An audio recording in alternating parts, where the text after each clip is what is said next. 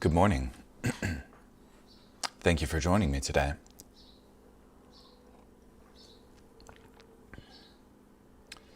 This morning we'll be in Genesis chapter 30, verse 1 through chapter 31, verse 16.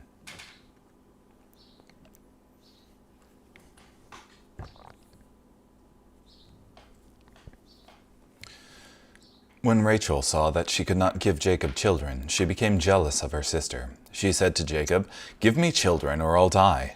Jacob became furious with Rachel and exclaimed, "Am I in the place of God who has kept you from having children?" She replied, "Here's my servant Bilhah. Have sexual relations with her so that she can bear children for me, and I can have a family through her." So Rachel gave him her servant Bilhah as a wife, and Jacob had marital relations with her. Bilhah became pregnant and gave Jacob a son. Then Rachel said, "God has vindicated me. He has responded to my prayer and given me a son." That is why she named him Dan. Bilhah, Rachel's servant, became pregnant again and gave Jacob another son. Then Rachel said, "I have fought a desperate struggle with my sister, but I have won." So she named him Naphtali. When Leah saw that she had stopped having children, she gave her servant Zilpah to Jacob as a wife. Soon, Leah's servant Zilpah gave Jacob a son.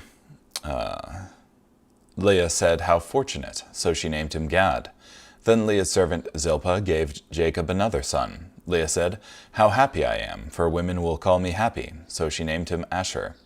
At the time of the wheat harvest, Reuben went out and found some mandrake plants in a field and brought them to his mother Leah. Rachel said to Leah, "Give me some of your son's mandrakes." But Leah replied, "Wasn't it enough that you've taken away my husband? Would you take away my son's mandrakes too?" "All right," Rachel said, "he may sleep with you tonight in exchange for your son's mandrakes." When Jacob came in from the field that evening, Leah went out to meet him and said, "You must sleep with me, because I have paid for your services with my son's mandrakes." So he had marital relations with her that night. God paid attention to Leah. She became pregnant and gave Jacob a son for the 5th time. Then Leah said, "God has granted me a reward because I gave my servant to my husband as a wife." So she named him Issachar. Leah became pregnant again and gave Jacob a son for the 6th time. Then Leah said, "God has given me a good gift. Now my husband will honor me because I have given him 6 sons." So she named him Zebulun. After that she gave birth to a daughter and named her Dinah. Then God took note of Rachel. He paid attention to her and enabled her to become pregnant. She became pregnant and gave birth to a son. Then she said, "God has taken away my shame." She named him Joseph, saying, "May the Lord give me yet another son." After Rachel had given birth to Joseph, Jacob said to Laban, "Send me on my way so that I can go home to my own country. Let me take my wives and my children whom I have acquired by working for you. Then I'll depart, because you know how hard I've worked for you." But Laban said to him, "If I have found favor in your sight, please stay here, for I have learned by divination that the Lord has blessed me on account of you." He added, "Just name your wages. I'll pay whatever you want. You know how I have worked for you," Jacob replied, "and how well your livestock has fared under my care. Indeed, you had little before I arrived, but now your possessions have increased many times over. The Lord has blessed you wherever I worked. But now, how long must it be before I do something for my own family too?" So Laban asked, "What should I give you?" "You don't need to give me a thing," Jacob replied. "But if you agree to this one condition, I will continue to care for your flocks and protect them. Let me walk among all your flocks today and remove from them every speckled or spotted sheep, every dark-colored lamb, and the spotted or speckled goats. These animals will be my wages. My integrity will testify for me later on, when you come to verify that I've taken only the wages we agreed on. If I have in my possession any goat that is not speckled or spotted, or any sheep that is not dark-colored, it will be considered stolen." "Agreed," said Laban. "It will be as you say." So that day Laban removed the male goats that were streaked or spotted, all the female goats that were speckled or spotted, all that had any white on them, and all the dark-colored lambs, and put them in the care of his sons. Then he separated them from Jacob by a 3-day journey, while Jacob was taking care of the rest of Laban's flock. But Jacob took fresh-cut branches from poplar, almond, and plane trees. He made white streaks by peeling them, and making the white inner wood in the branches visible. Then he set up the peeled branches in the watering troughs, where the flocks came to drink. He set up the branches in front of the flocks when they were in heat and came to drink. When the sheep mated in front of the branches, they gave birth to young that were streaked or speckled or spotted. Jacob removed these lambs, but he made the rest of the flock face the streaked and completely dark-colored animals in Laban's flock. So he made separate flocks for himself and did not mix them with Laban's flocks. When the stronger females were in heat, Jacob would set up the branches in the troughs in front of the flock, so they would mate near the branches. But if the animals were weaker, he did not set the branches there. So the weaker animals ended up belonging to Laban, and the stronger animals to Jacob. In this way, Jacob became extremely prosperous. He owned large flocks, male and female servants, camels, and donkeys. Jacob heard that Laban's sons were complaining, "Jacob has taken everything that belonged to our father. He has gotten rich at our father's expense." When Jacob saw the look on Laban's face, he could tell his attitude toward him had changed. The Lord said to Jacob, "Return to the land of your fathers and to your relatives. I will be with you." So Jacob sent a message for Rachel and Leah to come to the field where his flocks were. There he said to them, "I can tell that your father's attitude toward me has changed, but the God of my father has been with me. You know that I've worked for your father as hard as I could, but your father has humiliated me and changed my wages 10 times. But God has not permitted him to do me any harm. If he said, 'The speckled animals will be your wage,' then the entire flock gave birth to speckled offspring. But if he said, 'The streaked animals will be your wage,' then the entire flock gave birth to streaked offspring. In this way, God has snatched away your father's livestock and given them to me. Once during breeding season, I saw in a dream that the male goats mating with the flock were streaked, speckled, and spotted. In the dream, the angel of God said to me, 'Jacob.' 'Here I am,' I replied. Then he said, 'Observe that all the male goats mating with the flock are streaked, speckled, or spotted, for I have observed all that Laban has done to you. I am the God of Bethel, where you anointed the sacred stone and made a vow to me. Now leave this land immediately and return to your native land.' Then Rachel and Leah replied to him, 'Do we still have any portion or inheritance in our father's house? Hasn't he treated us like foreigners? He not only sold us, but completely wasted the money paid for us. Surely all the wealth that God snatched away from our father belongs to us and to our children. So now, do everything God has told you.'"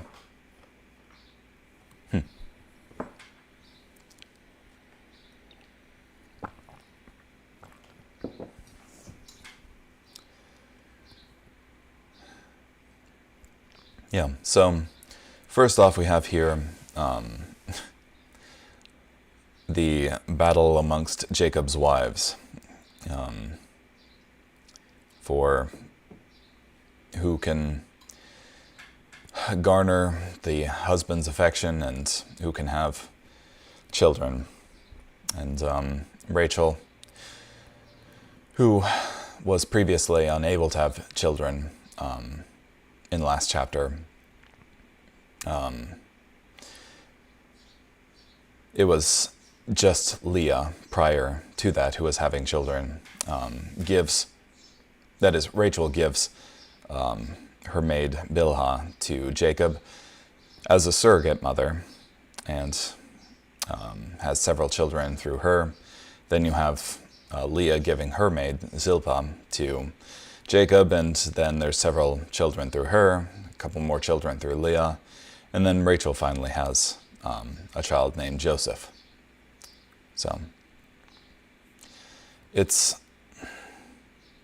yeah, kind of interesting because they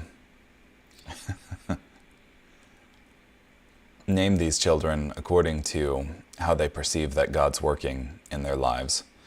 And it seems like, at least in a few situations, there's names that don't quite match here.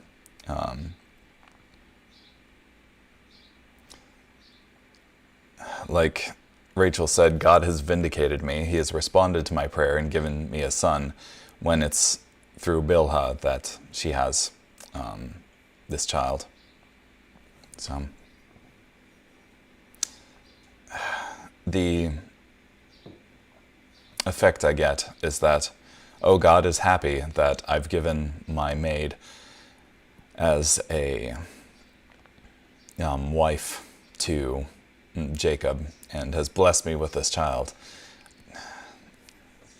when from the beginning it was one man and one wife.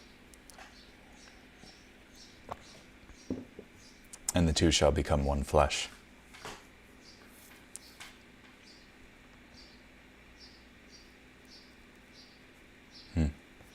Rachel envied her sister. "Give me children or else I die." Jacob's anger was aroused against Rachel. The tension in this family was apparent. Yet, in it all, Jacob saw the hand of God in the matter, even though he stated it to Rachel so directly as to be cruel. "Am I in the place of God, who has withheld from you the fruit of the womb?" It is likely that Rachel was vain and conceited. She knew that Jacob worked 14 years with no pay out of love for her, and also knew Jacob would not have worked one day for Leah.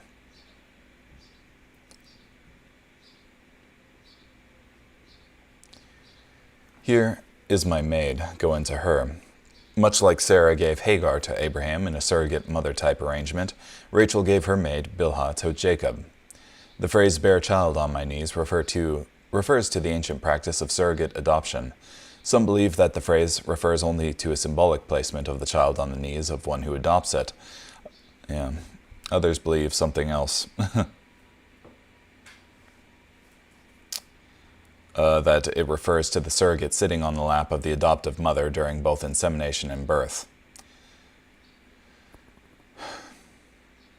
We should not regard that as a certainty. We don't know enough about the ancient practice, and even if it were an ancient custom, it doesn't mean that it was followed in every case.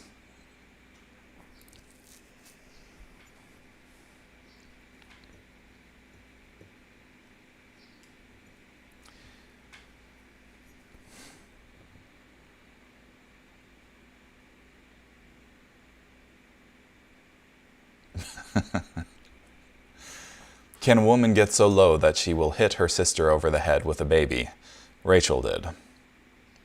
From Barnhouse here.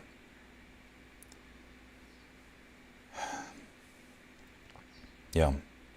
And this certainly shows the effects of polygamy in the house. Just strife.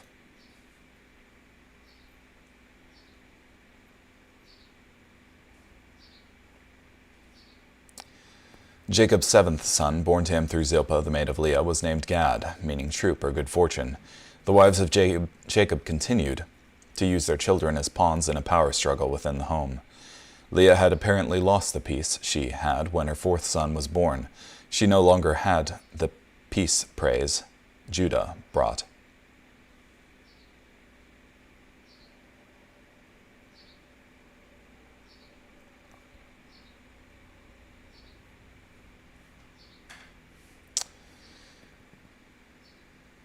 Mandrake roots. The mandrake is a root called the love apple in Hebrew. They were thought to increase fertility in women, and still are among some peoples. Because Leah had the mandrakes, she knew Jacob would have relations with her, believing there was a greater likelihood she would become pregnant.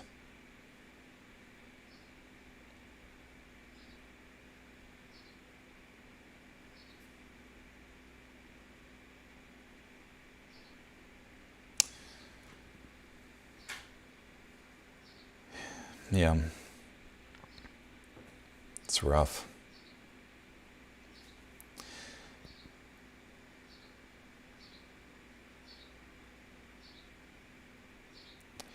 Rachel had a son, the 11th son born to Jacob. Through Rachel was named Joseph, meaning may he add. Rachel felt she had been vindicated by the birth of one son, but longed for more children to continue the competition with her sister Leah. God has taken away my reproach. At this point, one might think this 11th son would end up being the key son used to further God's redemptive purpose through this family. Yet, Isaiah 55, 8-9 is true. "For my thoughts are not your thoughts, nor are your ways my ways, says the Lord. For as the heavens are higher than the earth, so are my ways higher than your ways, and my thoughts higher than your thoughts." Yeah, and then you have Jacob wanting to return to the land of his birth, and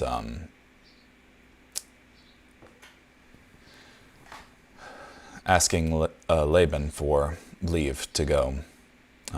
But it seems like Laban didn't want to let him go because Laban learned through divination that it was through Jacob that he was being blessed.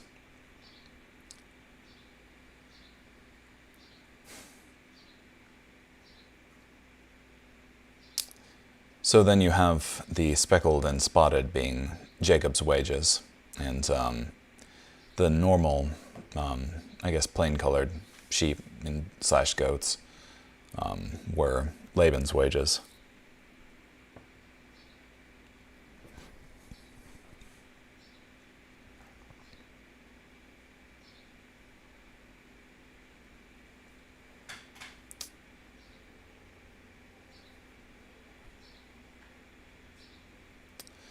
Yeah, so they put distance between the two flocks.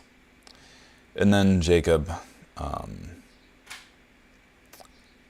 has this one weird trick to get speckled and spotted goats out, apparently with these poplar and almond tree boughs. And animal husbandry. But it was also connected to God blessing Jacob here.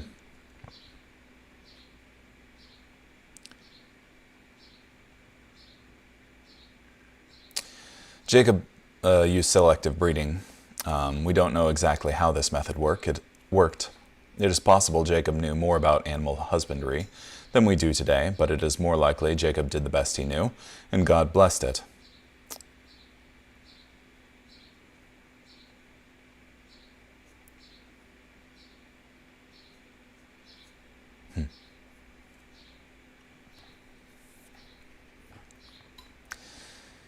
Yeah, and then Laban's family started hating Jacob because of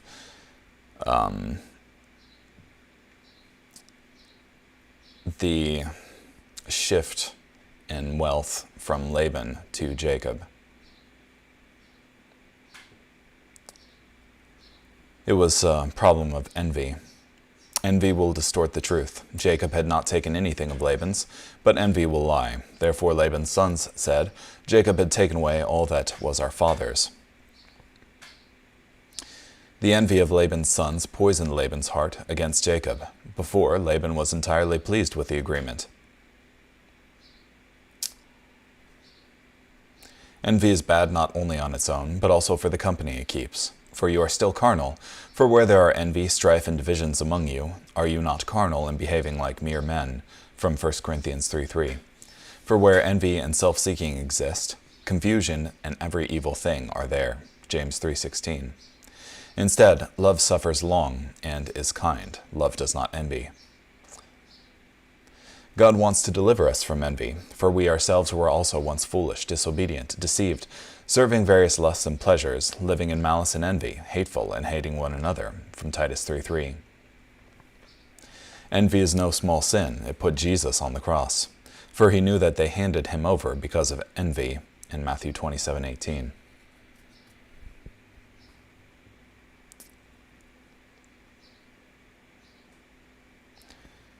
Yeah, and then God led Jacob to this place of returning back to the land of promise. And he promised that he would be with him.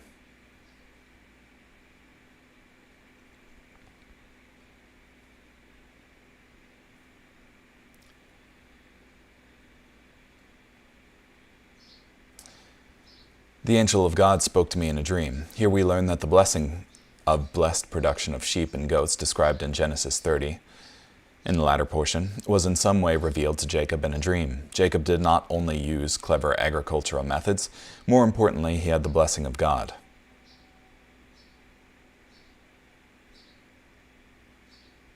Yeah, I am the God of Bethel. Bethel was the place that Jacob had named previously the house of God, after he had the vision of that the angels proceeding and receding, I guess, from this ladder to heaven.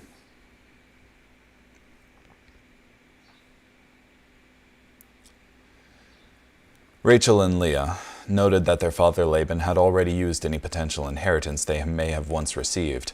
This meant they were happy to leave their homeland with Jacob and return to Bethel in the land promised to Jacob.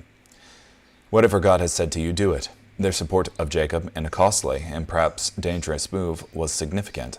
It was a huge undertaking to move such a large family so far. If not for the support of his wives, Jacob perhaps would not have done what the Lord had told him to do. This may be the first time in quite a while when the sisters, Leah and Rachel, agreed on anything. They could agree in uniting against a common enemy, their father Laban.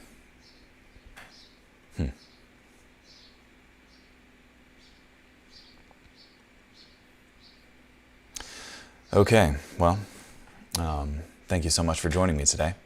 Hope you have a great day. Bye.